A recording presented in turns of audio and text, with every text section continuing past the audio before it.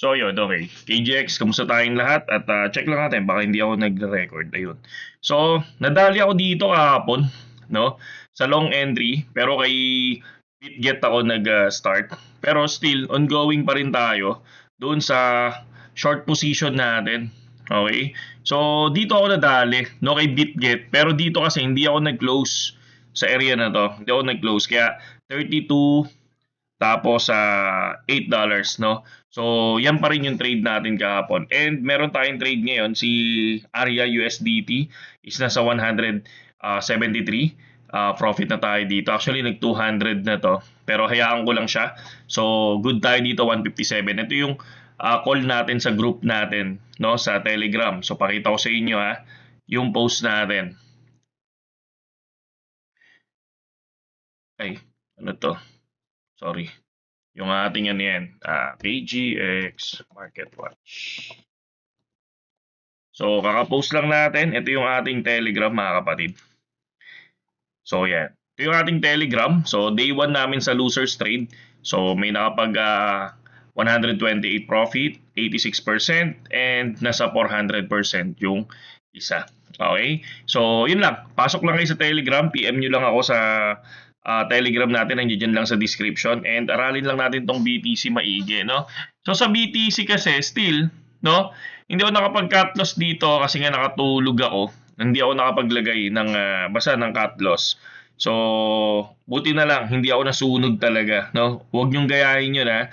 So, yun yung sinasabi ko pag nakakalimutan lagyan ng cut loss. Pero buti ngayon, kahit papaano, medyo maganda-ganda pa, nag-profit pa. Pero, kung titingnan natin, no, nakuha tong resistance natin kahapon, pero rejected talaga, no, sa ginuhitan natin, no? Rejected talaga. Considered ko to as loss. Considered ko to as loss. Ngayon, kung mapapansin nyo, meron ako nakita dito. Pagpunta mo ng 1 hour time frame, no? Ay 1 day time frame. Ayan, no? Kung mapapansin nyo to, mga kapatid, tingnan nyo to sa 1 day time frame, no? So, ayoko lang kasing burahin, pero sige, burahin na natin para mas makita natin ang gusto. Burahin natin lahat yan para makita na natin ang gusto, no? Kung ano yung gusto kong ipakita sa inyo. Ay, wag yan.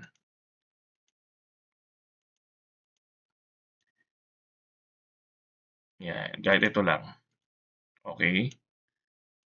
Tapos ito. Okay. So, meron tayong nakikita dito sa 1 hour time frame. Very eksakto, no? Ayan, no? Eksaktong-eksakto yung resistance niya, no? Pansin nyo? Eksaktong-eksakto yung resistance niya na na rejected siya. 'Di ba? So, nakikita nyo ba? So, kung titingnan natin, kung ako yung tatanungin naman natin, no? Kung ako yung tatanungin, balik tayo sa 4 hours time frame.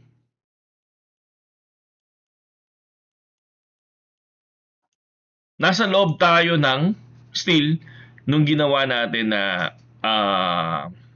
na guhit. Ngayon, pag dito, eto, na break, tawag dito, na reject to, or nagkaroon ng break of structure na kung saan, dumiretso to, no? Dito, at basagin niya to, possible yun na yun, baka magkaroon tayo hanggang dito sa 79. Yan yung nakikita ko ngayon. Kasi naghahanap ako bakit kaya hindi tumama yung 4 hours time frame ko. No, pero kahit pa paano naman lumipad, 'di ba? Kung meron ka namang 'di ba?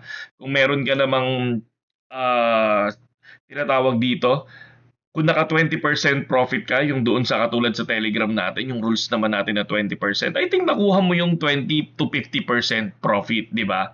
So nakuha mo pa din yun kung pumasok ka ng 75. Kasi nag-76 di ba? Nag-76 kaya nakuha mo siya. Ayan, no?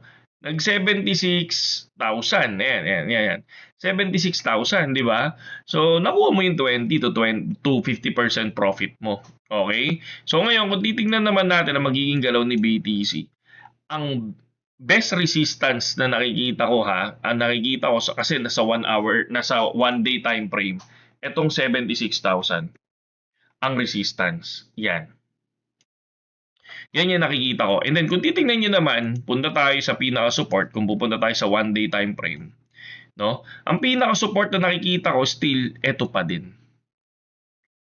Pag na-break yung 65 at 65 at 76, I think magkakaroon ng pump pag na-break si 65 at kapag na-break tong si 66,000.